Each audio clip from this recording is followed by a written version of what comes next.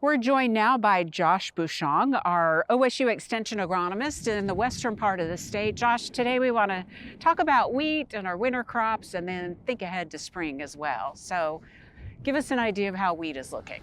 Well, the wheat's starting to grow like crazy if it has moisture. So we've seen that some parts of the state are still very dry, so drouthy for the winter months. We started off with some moisture, we lost it, and then we haven't replenished a lot of it. But for the most part, stands are still there. We're starting to get some spring green up and start making those decisions on whether or not we want to invest more in the crop for a grain, or if we're going to maintain it as a forage crop and either graze it out, hay it off, or try to get both and have a dual purpose crops.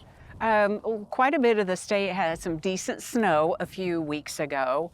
Did that help with moisture, and was there any kind of cold damage that is longer term? Any moisture is received in welcoming hearts right now, but it was a dry snow. It wasn't as much as we desired.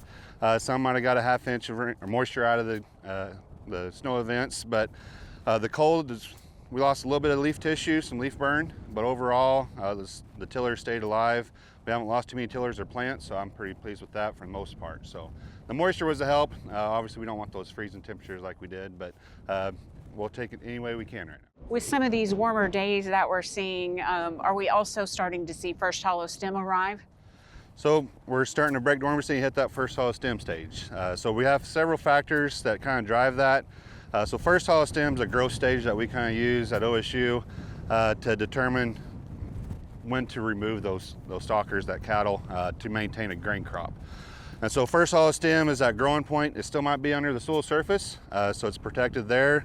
But as it starts to elongate, so when we're out there checking, we're digging up plants, we're not just pulling off the tillers off the top of the ground.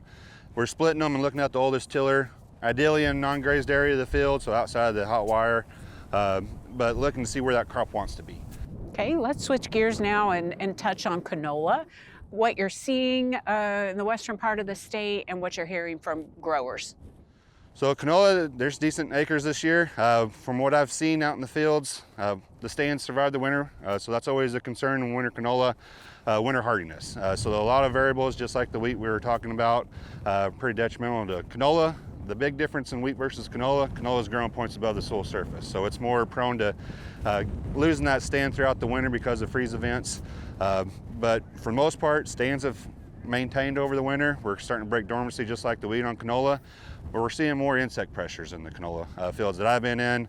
Diamondback moth larvae is always an issue, and also some aphids. So we're trying to keep track, make sure we have some beneficials, try to keep those aphid populations in check. But if you are seeing some diamondback moth larvae, we might need to look at some applications of insecticide, looking at different modes of action of that insecticide, the synthetic pyrethroids, group 3 insecticides. We've seen some resistance in the past on diamondback moth larvae, so that can work, but we've also seen some guys that had to do repeat applications, 2-3 applications to try to get those populations in control.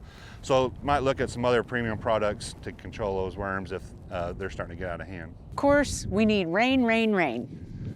Rain makes grain, so as we're making those decisions on, crop protective products, insecticide, herbicides, fungicides, those are just going to protect yield. But we need the rain, we need some fertility out there to make the grain yields to make that crop profitable this year. So we need some rain. For sure. Josh, thank you very much. We'll see you again soon.